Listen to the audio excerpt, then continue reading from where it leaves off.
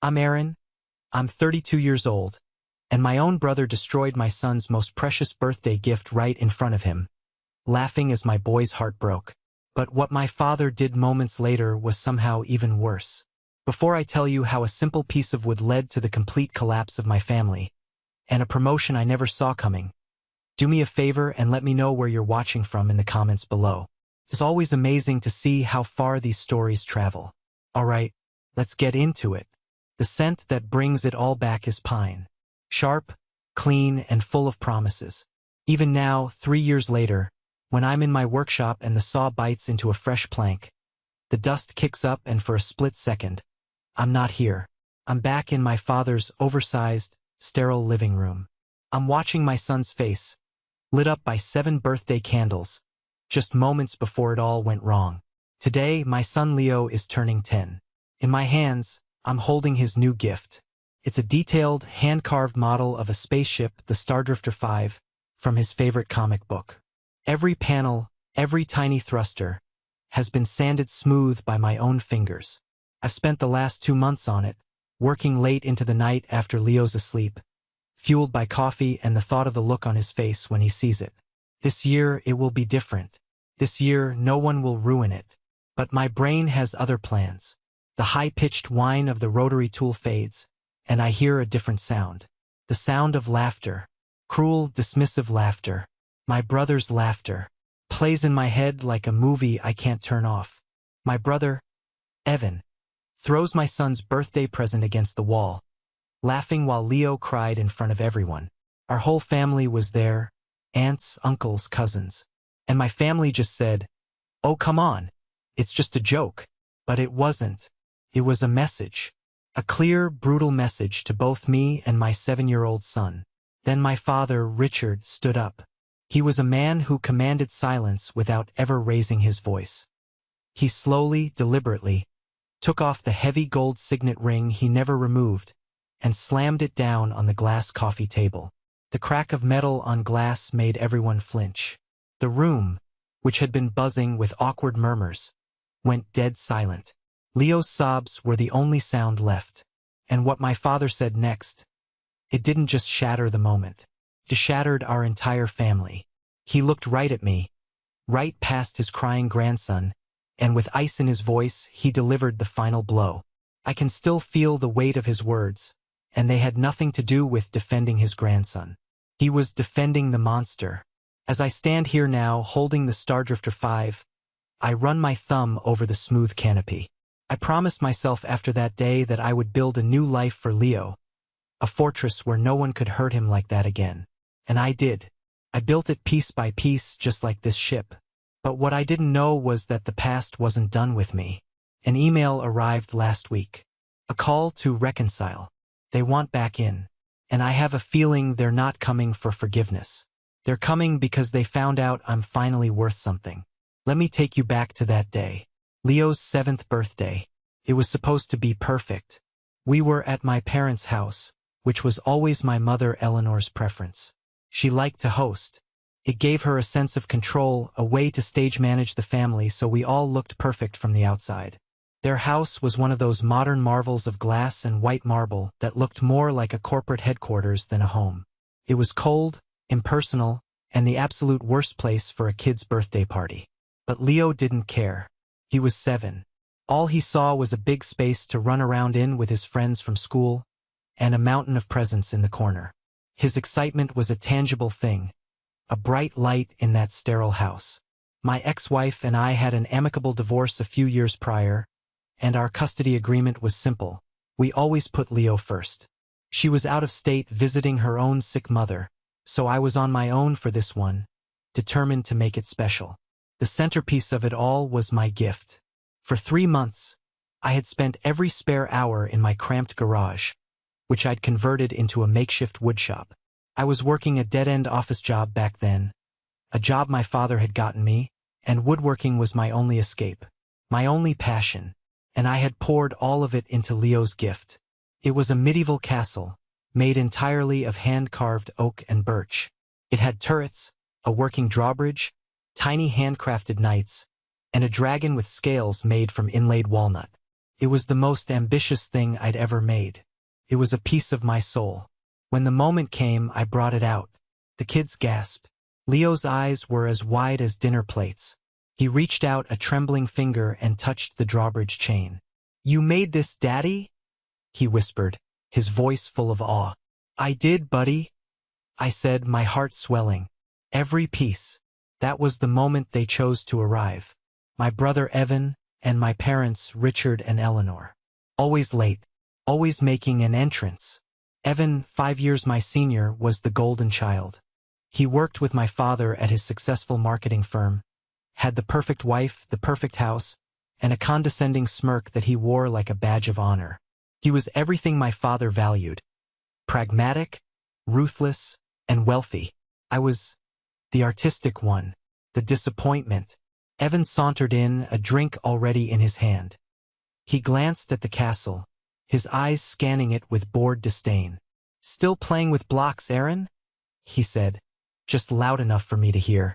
My father clapped me on the shoulder, a gesture that was meant to look supportive, but felt more like a correction.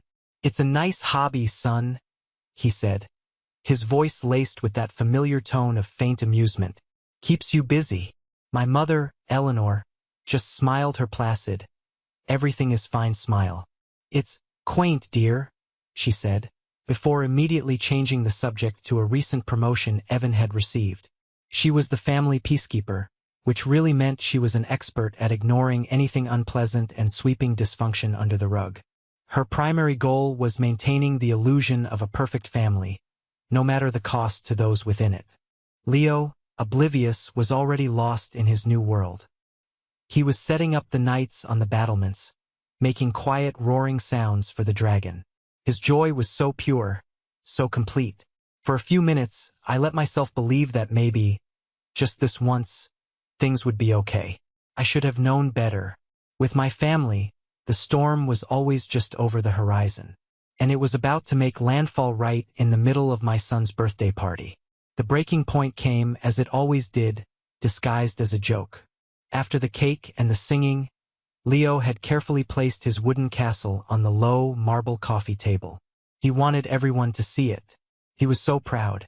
His friends were gathered around, pointing at the little details, their faces full of wonder. Evan had been circling the room, making slick comments, charming the other parents. He refilled his drink and then made his way over to the group of kids. "What's this, then?" he said, feigning interest. He leaned over the table, his shadow falling over the castle. "Pretty flimsy-looking thing. You sure it's safe for the king?" I felt a knot tighten in my stomach. "Evan, don't," I said, my voice low. He shot me a look, a flash of pure malice in his eyes before it was replaced by his usual smirk. "Relax, little brother. I'm just looking." He reached out, his hand hovering over the main tower. And then it happened. He stumbled, a clumsy, exaggerated motion that fooled no one. His hand shot out to catch his balance, and he slammed it down directly on top of the castle. The sound was sickening, a crackle and splinter of dry wood, a noise that felt like a bone breaking. The main tower collapsed. The drawbridge snapped. The tiny knights scattered across the marble floor. The dragon's head broke clean off. 3 months of my life, my heart, my love for my son, all of it destroyed in a single deliberate second. For a moment, there was absolute silence. Every eye in the room was on the wreckage. Leo just stared, his mouth a perfect O of disbelief. Then, his lower lip began to tremble, and a single tear rolled down his cheek. A deep, heart-wrenching sob escaped his small chest. And Evan laughed. It wasn't a nervous chuckle. It was a full-throated, genuine laugh of amusement. He stood up straight, a triumphant look on his face. "Whoops," he said, not a trace of remorse in his voice. "Clumsy me." Something inside me snapped. I moved toward him, my hands clenched into fists at my sides. "What is wrong with you?" I seethed. Before I could take another step, my father's hand was on my chest, holding me back. "Aaron, stop it," he said, his voice firm. "It was an accident." "An accident?" I stared at him, incredulous. "You saw what he did." "Oh," "Come on, Ratch," Evan said, using the childhood nickname I hated. "Don't still be mad about that cake thing. We were kids." He was confusing two different events, two different cruelties, but it didn't matter. To him, they were all the same. All just jokes. "It's just a joke. Lighten up." He was just playing Aaron. "Don't make a scene." My mother chimed in, already trying to smooth things over, her smile strained. She started trying to distract the other kids, her voice artificially bright. "A scene?" My son was crying, his dream gift shattered, and they were worried about a scene. I looked around the room. The other parents were looking away, suddenly fascinated by their shoes. My own family, my aunts and uncles, were just standing there, silent, complicit. Then Leo's tiny voice cut through the tension. He tugged on my shirt, his face blotchy and wet with tears. "Daddy," he whispered, his voice cracking. "Why did Uncle Evan do that? Did I do something bad?" That was it. That was the moment the world shifted. It wasn't about me anymore. It wasn't about my rivalry with my brother or my desperate need for my father's approval. It was about this little boy who was being taught that his feelings didn't matter, that his uncle's cruelty was a joke and his pain was an inconvenience.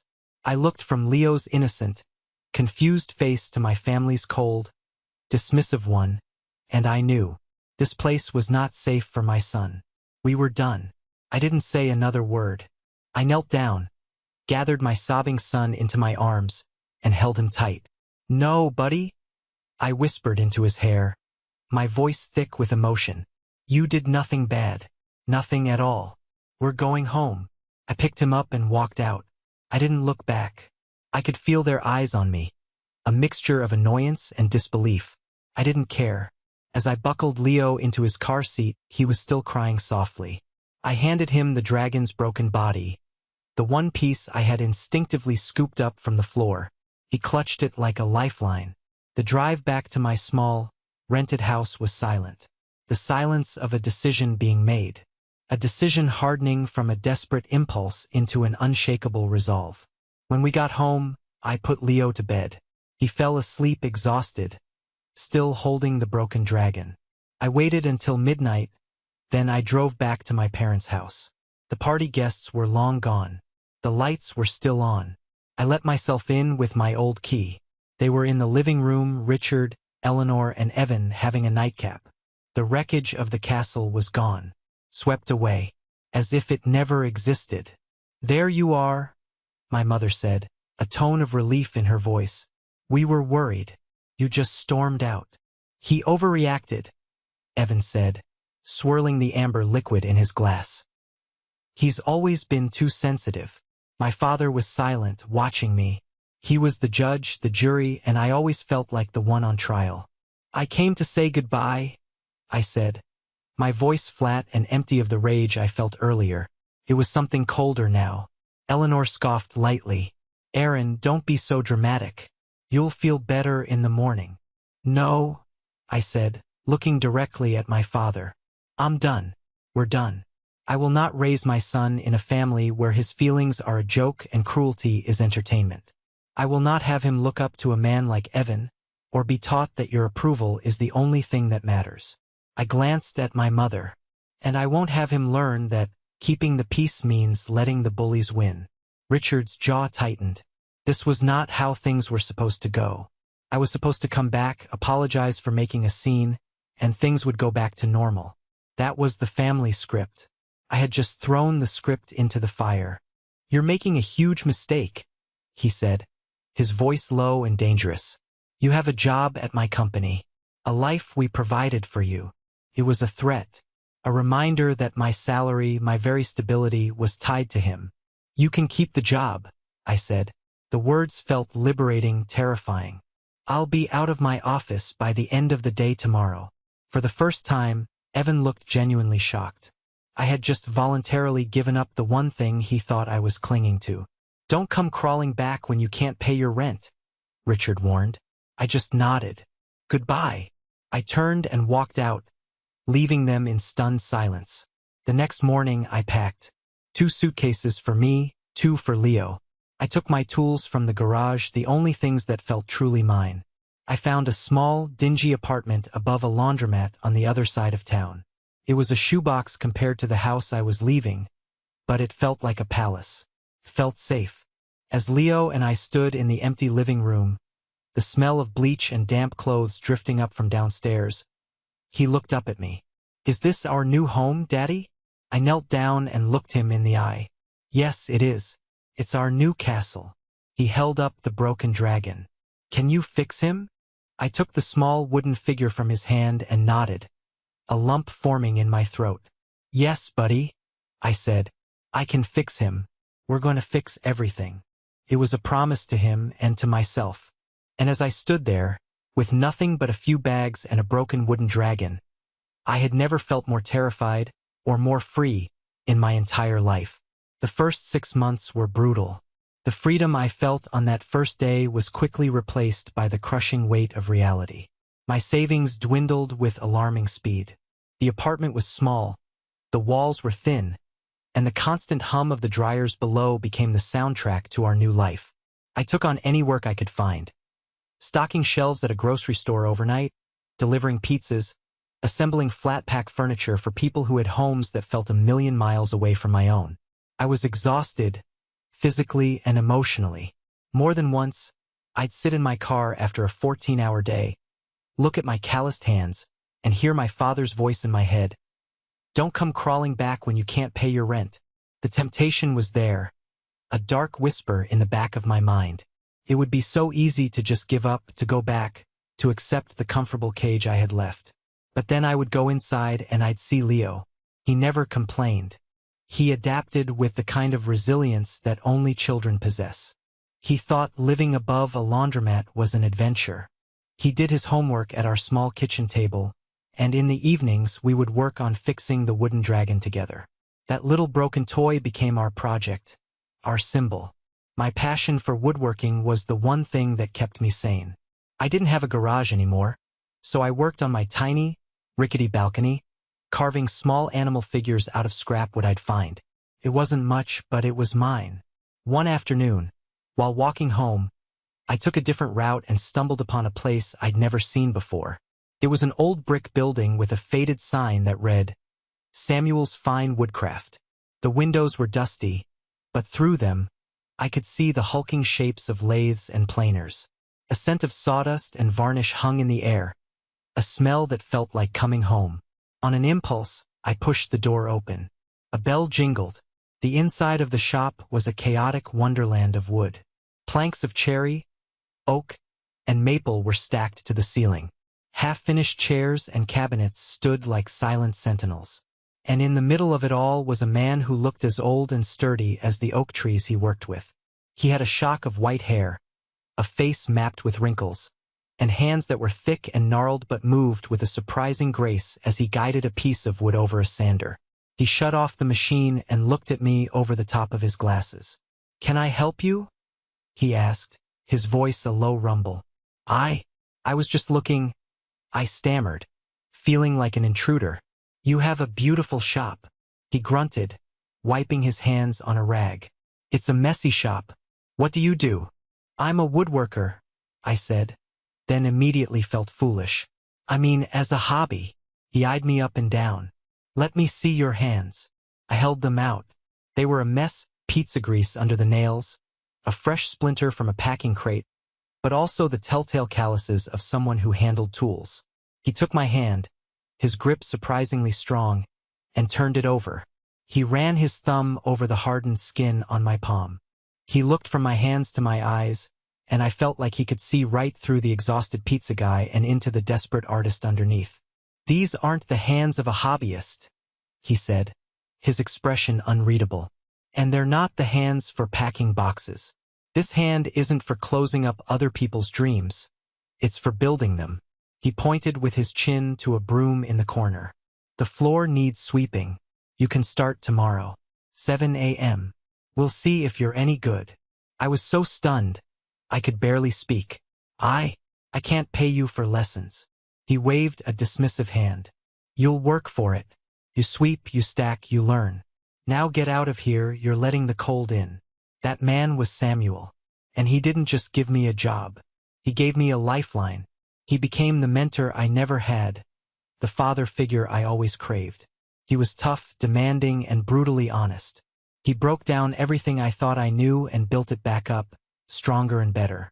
He taught me about the grain of the wood, how to listen to it, how to respect it. He taught me that woodworking wasn't just about making things. It was about giving a piece of a living thing a second life. Under his gruff exterior was a deep well of kindness and wisdom. Samuel didn't just save my craft. In many ways, he saved me. Working with Samuel was like learning a new language I already instinctively understood. The hours were long, the work was hard, but for the first time in my life, I felt like I was exactly where I was supposed to be. I would sweep the floors, haul lumber, and watch him work, absorbing everything like a sponge. In the evenings, he would let me use the shop for my own projects. With access to proper tools and good materials, my work flourished. I started making more intricate toys for Leo, articulated animals, puzzle boxes, a fleet of little wooden cars. He loved them. One evening, as he was lining up the cars, he said, "You should sell these, Daddy. Other kids would like them." The idea was terrifying. Selling my work meant putting it out there to be judged. It meant risking failure. But looking at Leo's hopeful face, I knew I had to try. Samuel helped me. He was surprisingly savvy about the modern world for a man who seemed to belong to a different century. "The world's marketplace is in that little phone of yours," he grumbled. But he helped me take professional-looking photos of my work and set up an online store. We needed a name. I was stumped. Leo, who was helping by organizing with scraps, looked up and said, "What about Leo's Landing? Like a safe place for toys to land." It was perfect. It was more than perfect. It was exactly what this new life was supposed to be. A safe landing for us. And so, Leo's Landing was born. I started small, listing just a few items. To my shock, the first sale came within a week. Then another, and another. They were small orders, but they felt like monumental victories. Each sale was a validation, a tiny rebellion against my father's belief that my passion was worthless. The money I made went straight into a savings account I opened, a humble start to a new college fund for Leo. Word started to spread locally. A mom blogger bought one of my puzzle boxes and wrote a glowing review. My orders doubled overnight. I was working every spare minute I had, a blur of sawdust and shipping labels. It was exhausting, but it was a good kind of tired. The kind that comes from building something of your own. And that's when she appeared. Her name was Chloe. She ran another online toy store, one that specialized in cheap, brightly colored plastic toys imported from overseas. At first, I noticed her name popping up as a visitor to my site. Then the copying started. It began subtly. I released a line of jointed woodland creatures. 2 weeks later, she had a line of plastic, mass-produced animals in eerily similar poses. I designed a unique rocking horse with a curved, minimalist design. A month later, a plastic version appeared on her site, the curves just slightly different. It was infuriating. It felt like she was stealing not just my designs, but the very heart of what I was doing. My work was about quality, craftsmanship, natural materials. Hers was about cutting corners and making a quick buck. That's when my old friend, Mark, re-entered my life. We had been best friends since kindergarten, but we drifted apart after I left my old life behind. He called me out of the blue, saying he'd heard about Leo's Landing and was blown away.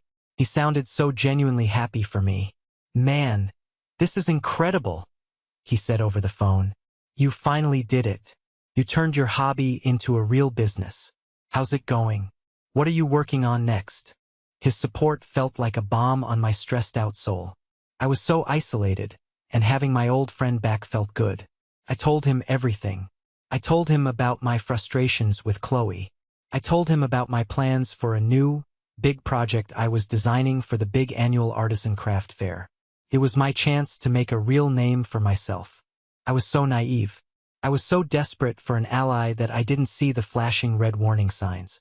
I invited the viper right into my home, and I was about to find out just how venomous his bite was. The Artisan Craft Fair was the biggest event of its kind in the state. Getting a booth there was a huge deal. It was a juried event, and being accepted was a mark of quality. For weeks, I poured every ounce of my energy and creativity into my showpiece. It was a multi-level dollhouse, designed to look like a cross-section of a giant, hollowed-out tree. It had winding staircases, little wooden balconies, and furniture made from twigs and moss. It was unique, magical. It was my ticket to the next level. Mark was my biggest cheerleader throughout the process. He'd call me almost every day. "How's the treehouse coming along, man? You should add a little rope ladder. Oh, and what about a skylight?" His suggestions were good, and his enthusiasm felt infectious. He'd ask for pictures of my progress, and I'd send them to him, proud of how it was taking shape. He was the only person besides Leo and Samuel who had seen the finished design. "This is gonna blow them away," he said, the night before the fair. "Chloe and her plastic junk won't stand a chance." The day of the fair arrived, buzzing with energy. I set up my booth, placing the treehouse dollhouse in the center. It looked even better than I had imagined. People started to flock to my table, their reactions a mix of awe and delight. This was it. This was the moment everything was going to change. Around noon, I heard a commotion a few aisles over. A crowd was gathering around a large, flashy booth. Chloe's booth. My stomach twisted. I asked a neighboring vendor to watch my table for a minute and went to see what was going on. And then I saw it. In the center of her booth, under a spotlight, was a plastic, mass-produced dollhouse, designed to look like a tree, with winding staircases, little plastic balconies, and a rope ladder. It was a cheap, soulless caricature of my work, but it was undeniably based on my design. She had even incorporated the last-minute suggestions Mark had made. She had launched it online that morning, undercutting my price by a huge margin. The blood drained from my face. My breath caught in my throat. Felt like the air had been punched out of me. How could she have possibly known? I stumbled back to my booth, my mind racing. Coincidence? Impossible. The details were too specific. My heart was pounding. My phone buzzed in my pocket. It was a text from an unknown number. "Check your email." An invoice was sent to the wrong address. Confused, I opened my laptop. The email was there, a forwarded message chain. My eyes scanned the contents, and the world tilted on its axis. It was a chain between Chloe and Mark, my best friend. There were pictures, my pictures, the ones I had sent him. There were notes, detailed descriptions of my process. And at the bottom, an invoice from Chloe's company to a consulting firm I'd never heard of. A payment for design consultation. Payment made out to Mark. He had sold me out. Every encouraging word, every suggestion, every "I'm so proud of you, man" had been a lie. He had been feeding my dreams to my biggest competitor for cash. I felt a cold, white-hot rage build inside me, so intense it made me dizzy. I wanted to scream. I wanted to smash something. I wanted to find Mark but then I looked at my hands. I looked at the beautiful, handcrafted treehouse sitting on my table, and I looked at the line of people still waiting to see it. Rage wouldn't fix this. Despair wouldn't fix this. Only work would. I took a deep breath. I walked back to the front of my booth, a new, hard-edged calm settling over me. Someone asked me a question about the type of wood I used. I answered it. Then another. Then another. I would not let them break me. Not my family. Not my competitors. And certainly not the man who I used to call my best friend. The fair wasn't over yet. And neither was I. For the rest of the afternoon, I operated on pure adrenaline and defiance. I talked to every single person who came to my booth. I showed them the tiny, hand-sanded details on the furniture. I explained how the grain of the birch would made the floors look like they were shimmering. I let them feel the weight and warmth of real wood, contrasting it with the cheap, hollow feel of the plastic imitation a few aisles away. I didn't mention Chloe. I didn't mention the betrayal. I just focused on my work, letting its quality speak for itself. Slowly, the tide began to turn. People who had been at Chloe's booth started drifting over to mine, drawn by the buzz. I could hear them whispering. "The plastic one is a copy. This one has a soul." Late in the afternoon, a woman approached my booth. She was older, impeccably dressed in a sharp business suit that seemed out of place among the casual craft fair crowd. She didn't look at me. Her eyes, sharp and intelligent, were fixed on the treehouse. She walked around it slowly, examining it from every angle. She ran a finger lightly over the edge of a miniature table, then peered inside at the tiny, carved fireplace. She spent nearly 10 minutes in silence, just looking. The crowd around my booth seemed to hold its breath. Finally, she looked up and met my eyes. "You're Aaron, the creator of Leo's Landing," she said. It wasn't a question. "I am," I managed to say, my throat suddenly dry. She handed me a business card. "My name is Margaret Albright. I'm the head of acquisitions for the Oakhaven Toy Collective." Oakhaven. I knew the name. Everyone did. They were one of the biggest, most respected toy companies in the world. They had a reputation for quality and classic design. "I've been following your online store for a few months," she said, her voice crisp and professional. "Your work is exceptional. This piece," she gestured to the treehouse, "is a work of art. I saw the imitation over there." She said the word imitation with a subtle curl of her lip. "It's what made me seek you out. A copy is just noise. This is a signal." My heart was hammering against my ribs. "Oakhaven is launching a new prestige line of artisanal toys," she continued. "We're looking for a North American partner, a craftsman with vision and integrity. We've been quietly searching for months, considering many established firms." She paused, her gaze unwavering. "I believe our search may be over. I'm buying this showpiece for our corporate collection, and I want to schedule a meeting with you next week to discuss a potential exclusive partnership." The world went quiet. All the noise of the fair, all the anger and betrayal I felt, it all just faded away. This was it.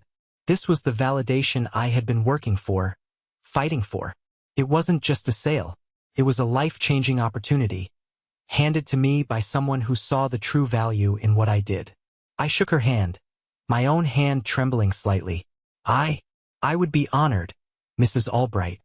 "Please, call me Margaret," she said with a small smile. As she completed the purchase, a thought struck me. "You said you were considering other firms?" "Yes," she said, signing the credit card slip, "including a very persistent marketing firm that wanted to license some designs. They had a lot of confidence, but no soul in their products. Your father's firm, I believe." My blood ran cold.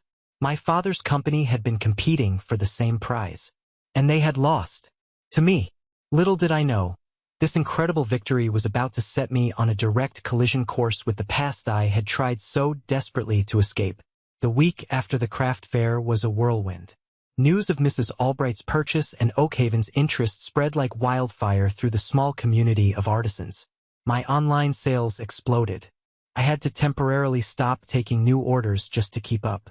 I hired my first part-time employee, a retired carpenter from the neighborhood, to help me with the sanding and finishing. For the first time, Leo's Landing felt less like a desperate gamble and more like a real, sustainable business. The meeting with Oakhaven was even better than I could have hoped. They weren't just offering me a contract. They were offering me a partnership. They wanted to fund a massive expansion of my workshop, provide me with distribution, and handle all the marketing, leaving me free to do what I did best: design and create. The salary they proposed was more money than I had ever dreamed of, enough to secure Leo's college fund 10 times over.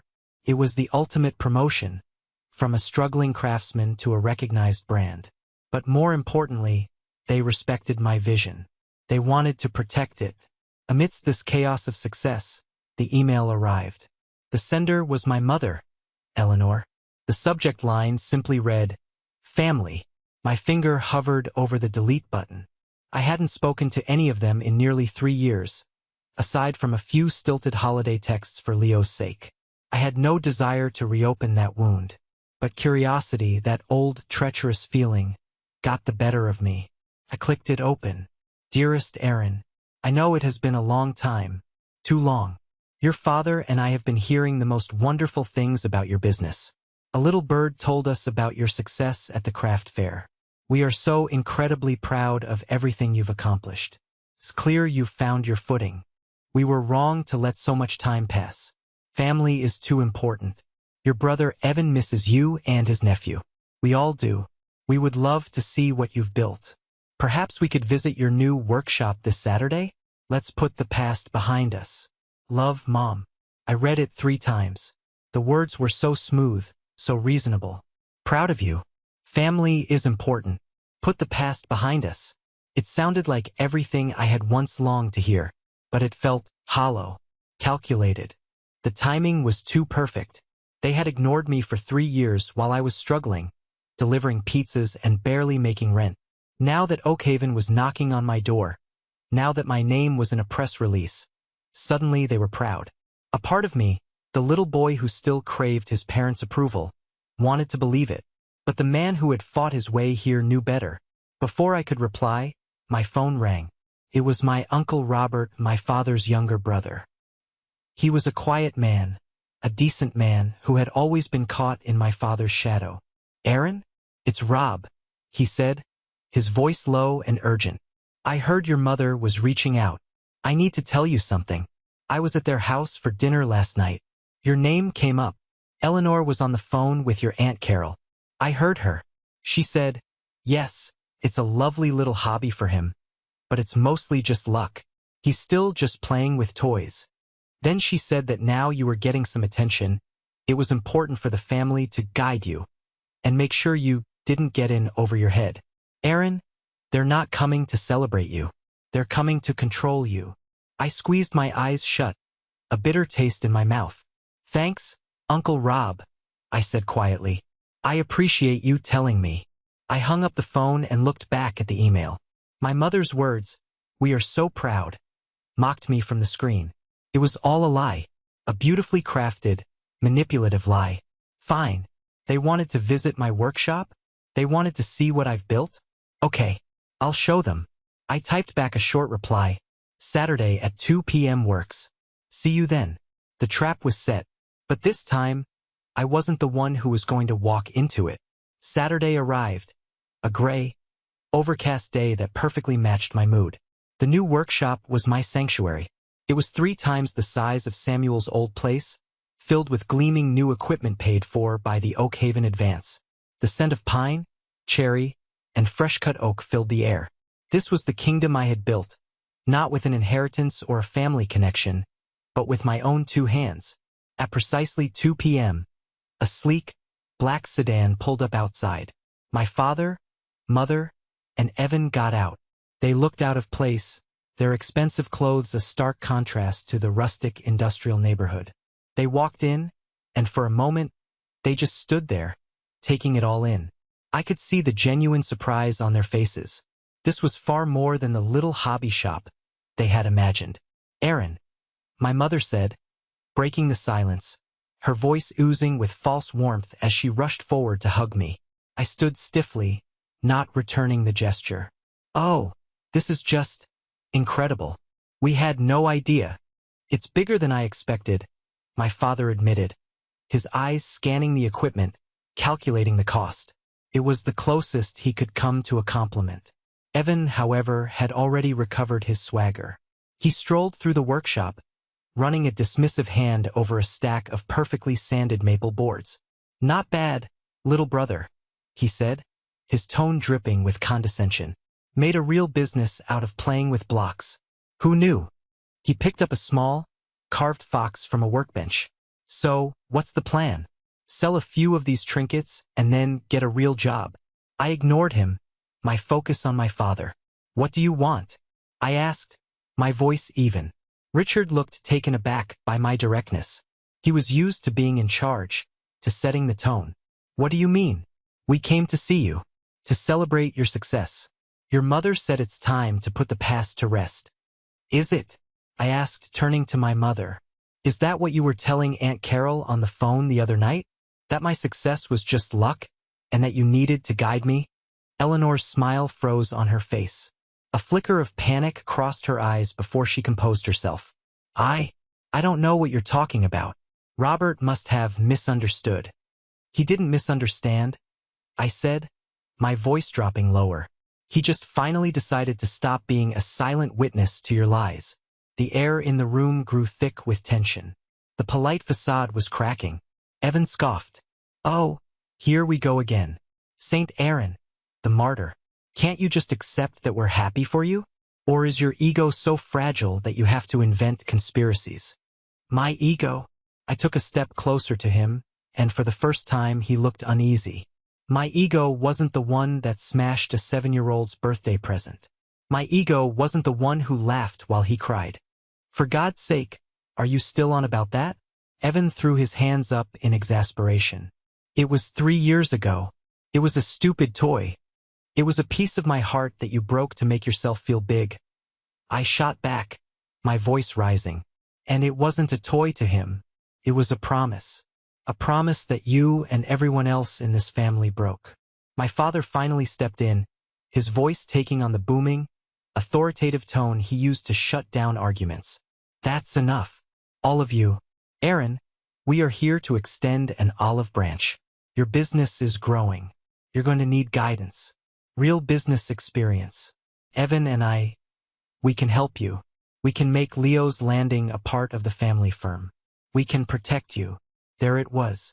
The real reason they were here. It wasn't about pride. It was about possession.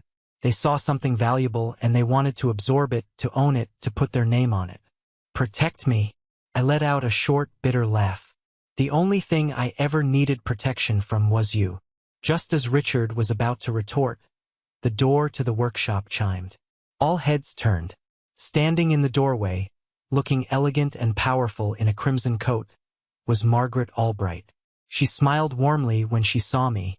Aaron, she said, her voice cutting through the tension like a razor.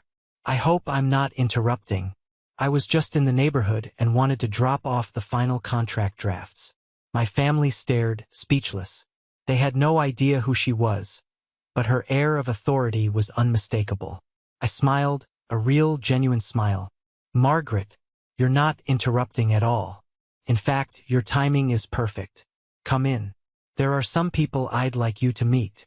Margaret Albright walked into the workshop, her presence immediately commanding the space. She exuded a quiet confidence that made my father's loud authority seem crude by comparison. Margaret, I'd like you to meet my family, I said, my voice calm and steady. This is my mother, Eleanor, my father, Richard, and my brother, Evan. Margaret extended a polite hand to my father. Richard, pleasure. Margaret Albright, from the Oak Haven Toy Collective. The blood drained from my father's face.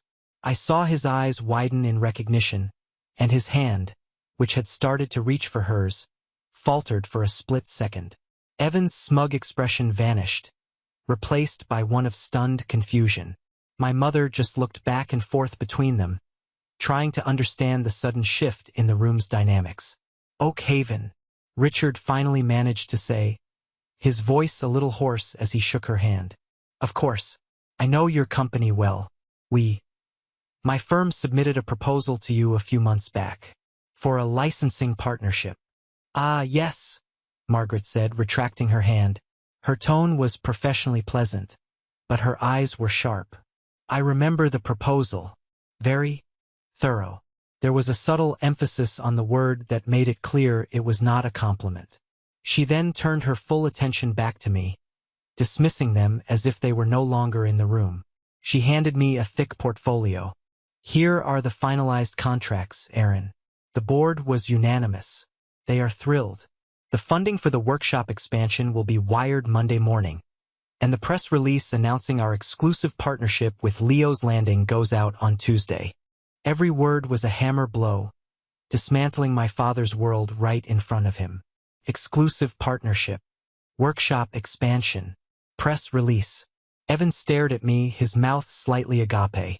Exclusive partnership? What is she talking about? She's talking about the future of this company, I said, looking directly at my father.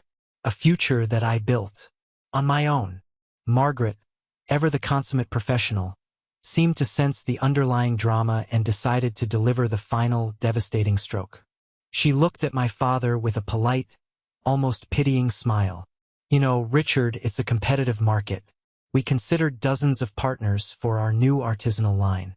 Your firm's proposal was on the final shortlist. My father straightened up, a flicker of hope in his eyes. He thought this was his way back in.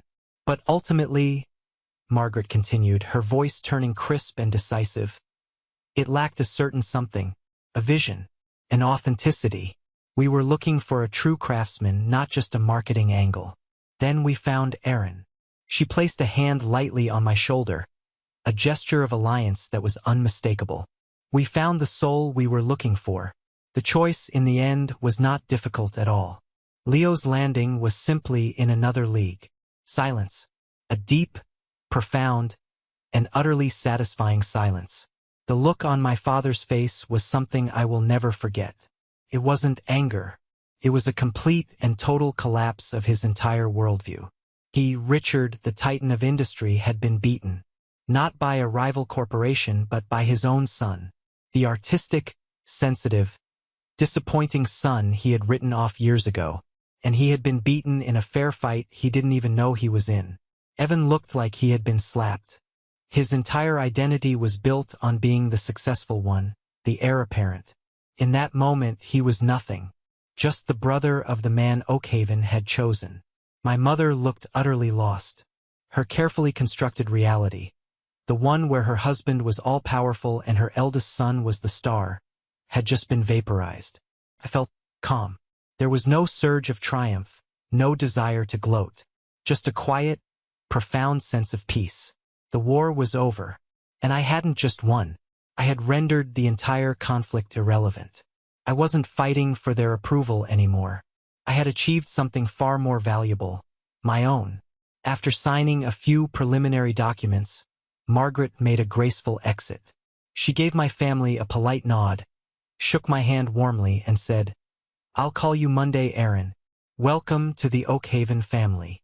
The door chimed softly as it closed behind her, leaving me alone with the ghosts of my past. The silence they left behind was heavy, thick with unspoken words and shattered egos. For a long minute, no one moved. My father stared at the spot where Margaret had stood, his face pale, his shoulders slumped. I had never seen him look so defeated, so small. The all-powerful patriarch was gone, replaced by an old man who had just been publicly rendered obsolete.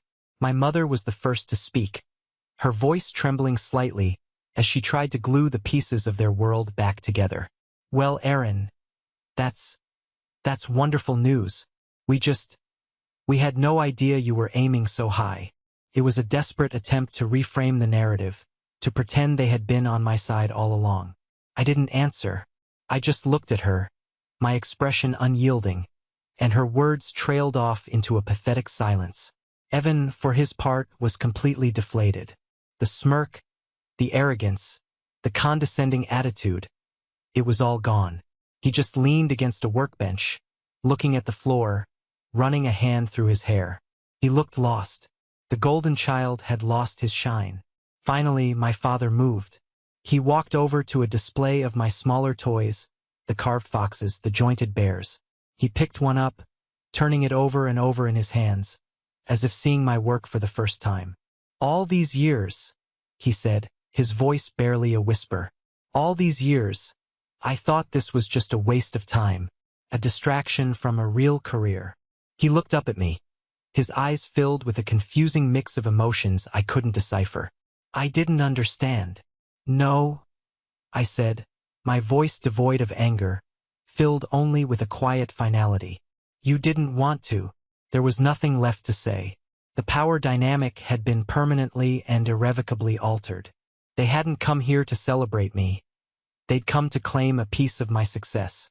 And in doing so, they had revealed their true selves so completely that there was no going back. They saw me as a commodity, a new asset for the family portfolio.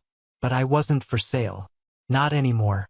This was the moment everything changed, when I finally took back control of my own life story.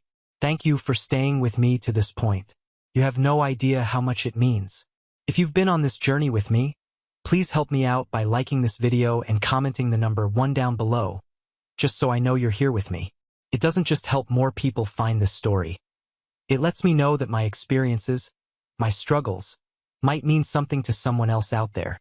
Your support is the biggest motivation for me to continue sharing the rest of this journey. They began to shuffle towards the door, a silent, defeated procession. It felt like watching a foreign film, like these were strangers I vaguely recognized. My mother paused at the doorway, turning back to me with pleading eyes. "Aaron, please," she said, her voice soft. "Don't let it end like this. We can fix this. We're still family." The word family hung in the air. For so long, that word had felt like a chain, a weight that I was obligated to carry. It meant forgiveness without apology, peace without justice. It meant my feelings and my son's feelings were secondary to the comfort of the group. I looked past her to my father, who was still avoiding my gaze, and to Evan, who was just staring blankly into space. "Family?" I repeated, the word tasting strange in my mouth. "Let me tell you what family is going to look like from now on." I took a step forward, and they all stopped, turning to listen. My voice was quiet, but it filled the entire workshop. There was no more anger, no more pleading, just the hard, clear lines of my new reality. "First," I said, looking at Evan, "you are going to call me. Not text, not email. You are going to call me and you are going to apologize. Not to me. You are going to apologize to my son.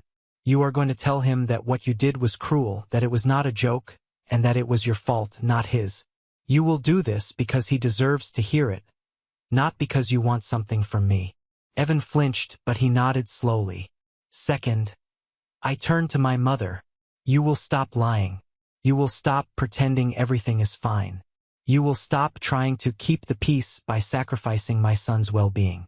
If you ever undermine me or belittle what I do behind my back again, you will never see me or your grandson again. Am I clear?" Tears welled in her eyes, but she nodded. And finally, I looked at my father. He finally met my gaze. His eyes were dark, unreadable. I don't want your business advice. I don't want your guidance. I don't need your protection. What I needed was a father. A man who would defend his son and grandson instead of his own pride. I don't know if that man even exists, but if you ever want a relationship with Leo, you will have to prove it. Not with words, not with money, with effort. You will show up. You will be present. You will learn who your grandson is, not who you think he should be. I let the words settle. I had built walls around my heart for years to protect myself. Now I was finally building a door. But I was the only one with the key. "This isn't a negotiation," I said, my voice softening just a fraction. "This is the price of admission. You can choose to pay it or you can choose to walk away. Either way, Leo and I will be fine. We already are." I held their gazes for a long moment, then turned and walked back towards my workbench, my back to them. It was a dismissal. The conversation was over. I picked up a piece of wood and a sanding block, the familiar weight a comfort in my hands. A few moments later, I heard the soft chime of the door as it opened, and then closed, leaving me in the quiet, peaceful solitude of the world I had built. 6 months later, life found a new rhythm, a rhythm set by the hum of saws and the laughter of my son. The Oak Haven partnership transformed everything. Leo's Landing was no longer a one-man operation run on caffeine and fumes. The new workshop was a bustling hub of creativity. I had a small, dedicated team of craftspeople, including Samuel, who I had convinced to come out of retirement to be my workshop foreman. "I'm too old for this," he'd grumble every day, a huge smile on his face. The money was life-changing, of course. We moved out of the apartment above the laundromat and into a modest house with a big backyard. I paid off the few debts I had and fully funded Leo's college fund, a weight lifting off my shoulders that I hadn't even realized I was carrying. But the real change wasn't the money.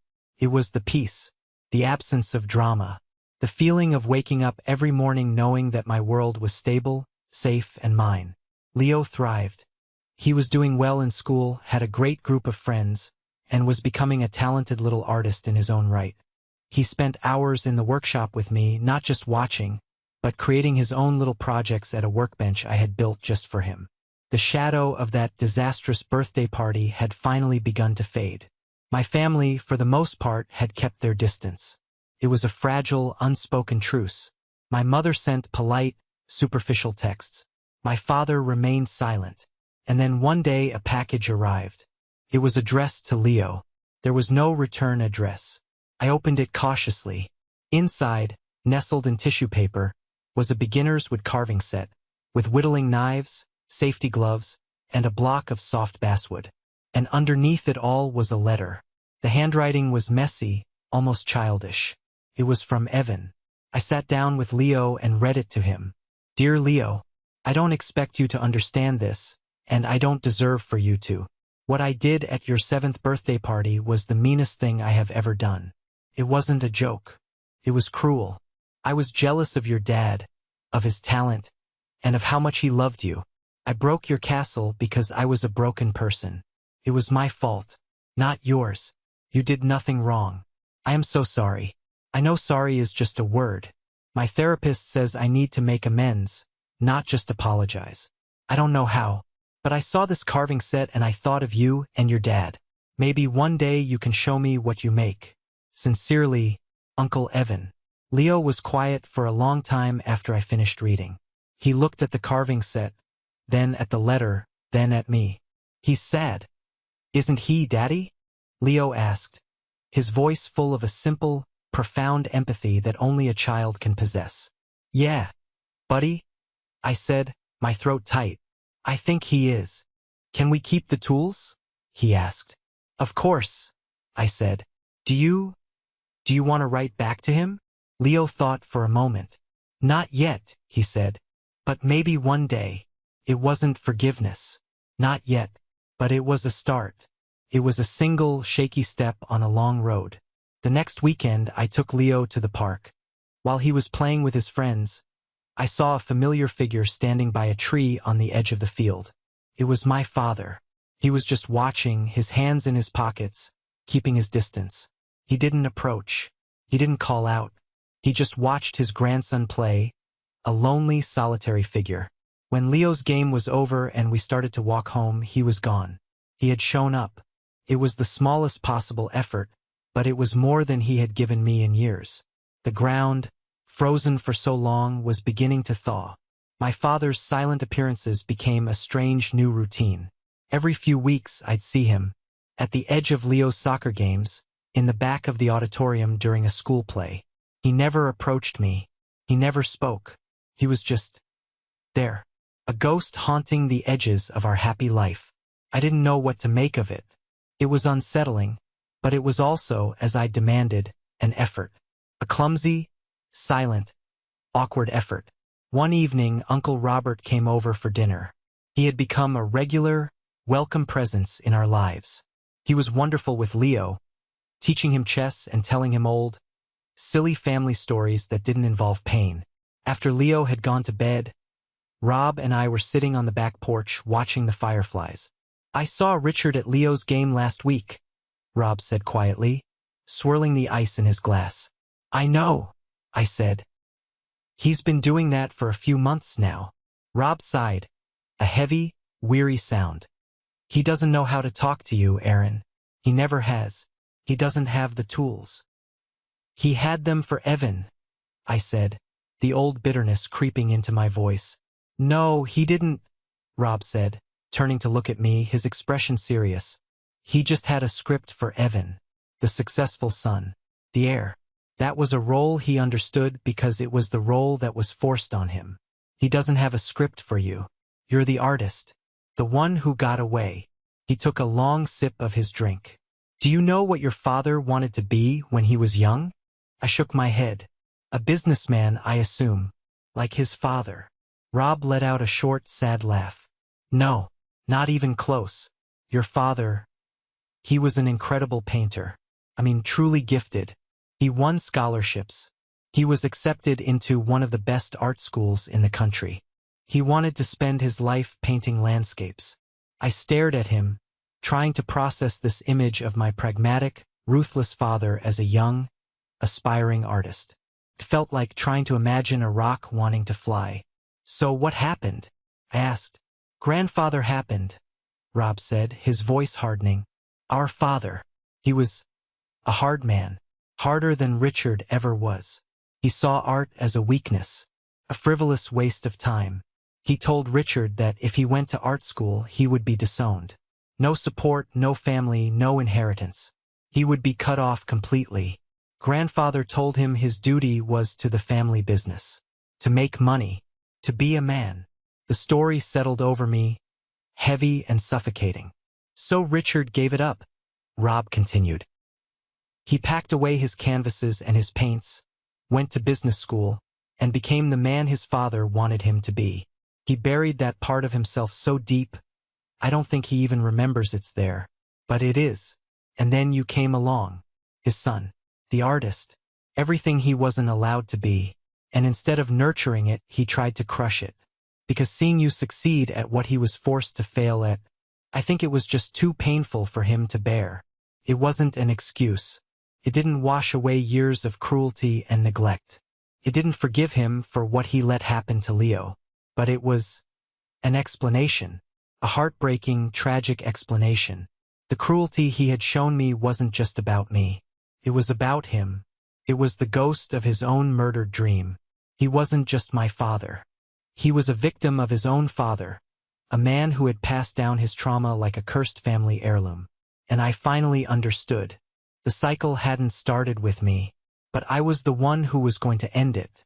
Leo's 11th birthday felt like the closing of a circle. We held the party in the workshop. The place was filled with his friends. The air thick with the smell of sawdust, pizza, and birthday cake. Samuel was there, showing the kids how to safely use a small hand drill.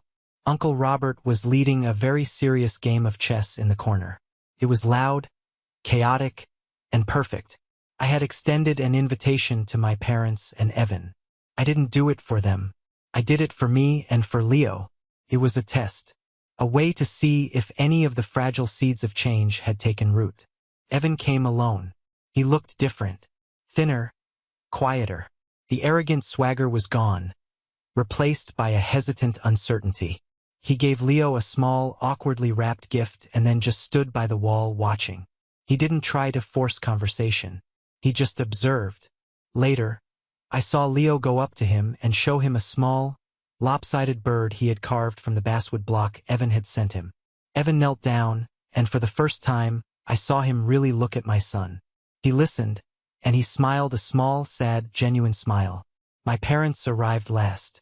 My mother brought a ridiculously large cake, a classic Eleanor move, but she seemed to understand it was a secondary offering. She was quiet, respectful, and focused her attention on the other parents.